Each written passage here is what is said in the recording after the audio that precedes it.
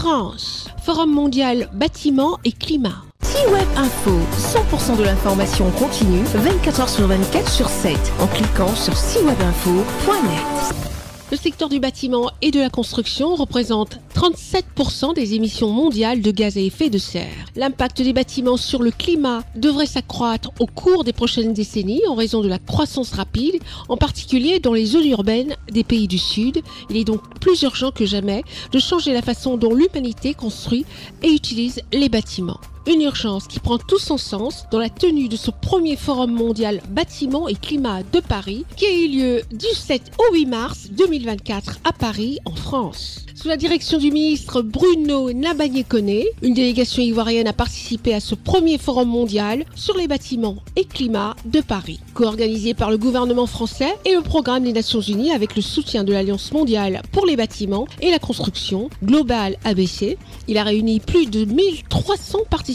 Les ministres en charge de la construction et de l'environnement issus de 70 pays ont réfléchi à des actions concrètes. Le ministre ivoirien de la construction, du logement et de l'urbanisme, M. Bruno Nabagné-Koné, invité d'honneur à ce forum, a endossé la déclaration de Chaillot. Nous sommes exprimés au nom de la Côte d'Ivoire pour dire notre soutien fort à cette déclaration de Chaillot, mais nous nous sommes également exprimés au nom des membres de l'Alliance que nous conduisons au niveau africain. Donc nous continuons d'être dans cette mouvance-là, de porter la voix africaine pour tout ce qui concerne l'action des ministres en charge de l'urbain dans le domaine climatique. Les ministres signataires de la déclaration de Chaillot ont rappelé qu'avec l'accélération du changement climatique, les bâtiments seront de plus en plus exposés aux risques liés au climat. Ces risques touchent en particulier les pays et villes en voie de développement. D'après le ministre ivoirien de la construction, du logement et de l'urbanisme, M. Bruno Nabagné-Koné, derrière l'enjeu climatique se trouve un enfouissement économique qui nécessite l'implication des décideurs locaux africains.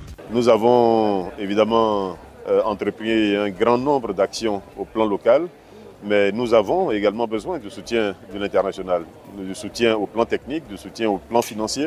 Et nous nous sommes enrichis très fortement à l'occasion des échanges que nous avons eus ici, l'expérience des uns et des autres sur les actions menées. Et puis nous en profitons également pour lever le plus haut possible le drapeau de notre pays, parce que chaque occasion de ce type permet à la Côte d'Ivoire de s'affirmer, d'affirmer son leadership. La déclaration de Chaillot est essentiellement consacrée à l'atténuation des émissions de CO2 dans le secteur du bâtiment qui comptabilise à lui seul près de 21% de l'émission de GES, gaz à effet de serre, et l'adaptation aux impacts du dérèglement climatique. Elle comporte également des paragraphes sur les économies d'eau et d'énergie, la réduction autant que possible des installations de climatisation en privilégiant la circulation d'air à l'intérieur des bâtiments. Retrouvez toute l'actualité afro-mondiale en ligne et en multidiffusion sur C-Web Info et plateformes digitales, Facebook, YouTube, Instagram et en simultané sur Radio Voltage 2.